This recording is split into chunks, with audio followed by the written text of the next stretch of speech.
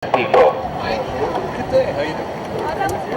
I was wondering if maybe we could do it possibly across the street. But that's not the Dutch embassy, that's right. So we won't block the way here. I mean, I understand you're doing your job. We're going to be here for an hour or so, and we're asking for cooperation to do that. So we'll stay on the public property here. Unfortunately, this isn't public property. This is owned by Oxford all the way up because they take care of all of the sidewalks and everything. Like they but do you think it would be okay here today if you to allow us to have this small picket line to draw people's attention to it?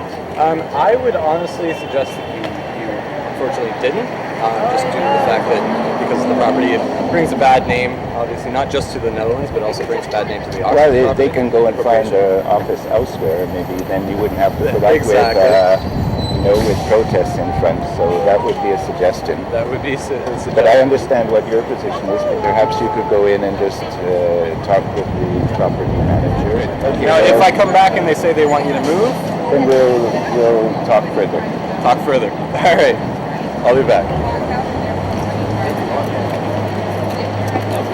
Good job, guys. Good job. What do we want? Freedom for Joma! When do we want it? Now! What do we want? Freedom for Joma! When do we want it? Now! What do we want? Freedom for Joma! So as you know, we're demanding that all charges be dropped. Because we, as we've said here today, we consider that the charges are politically motivated. Right. And therefore our trumped up charges they've been looking for a long while. As we mentioned, even that recently the European Court dropped the charges of terrorism that they had tried to lay on him. And now it looks like they're looking for any other means to keep Mr. Cizon quiet. And we find it unjust that the Netherlands, which is a country which has traditionally been known for its human rights, for showing an open door to refugees and so on, It's important though that you realize that is the Ministry of Justice, which is totally something different.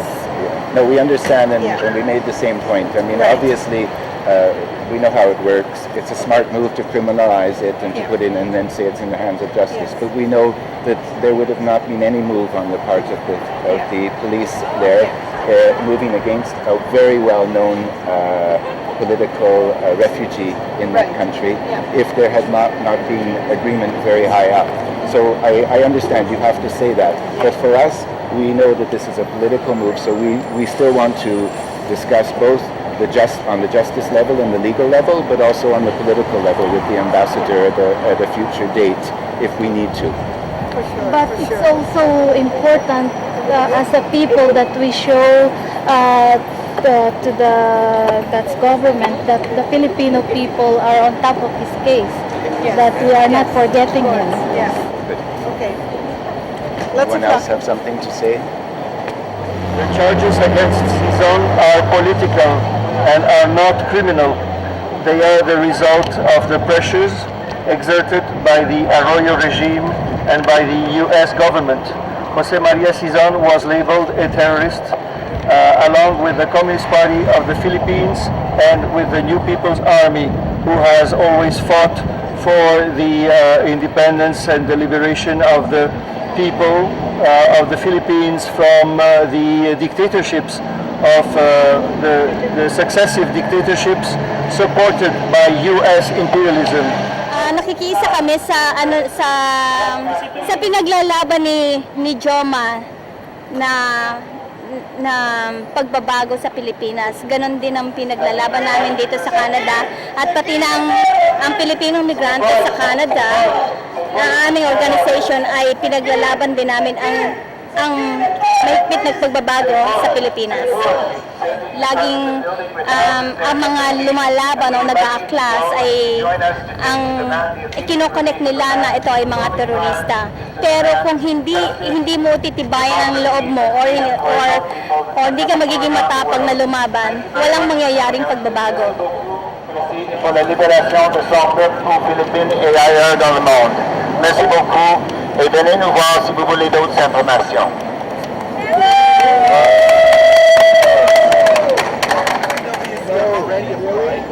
I hope that our actions today contribute to the release of Professor Cizon.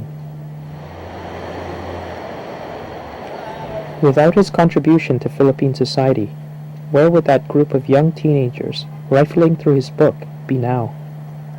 Where would I be?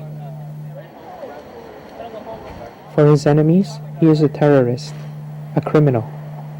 But for his friends and supporters, and for the people he has given his whole life to fight for, he is a freedom fighter, a revolutionary, a poet. Very good. Short and sweet. Yes, short and sweet. As we pack the van to leave, I am reminded of a poem he wrote. It goes like this.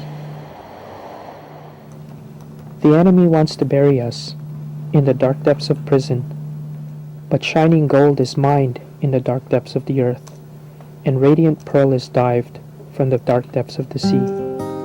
We suffer, but we endure, and draw up gold and pearl from the depths of character, formed so long in struggle.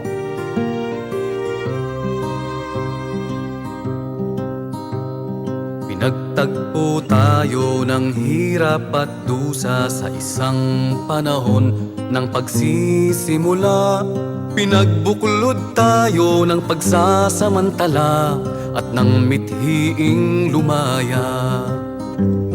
Ang bawat pagsubok ay ating sinuong, sa bawat labanan ay laging pasulong. Tayong manggagaway, magkakapit bisig, sa iisang kilusay tumindig. Sandaang taon ng dakilang pagkakaisa, sandaang taon, mabuhay ang pakikibaka. Sandaang taon ng ating kilusang paggawa.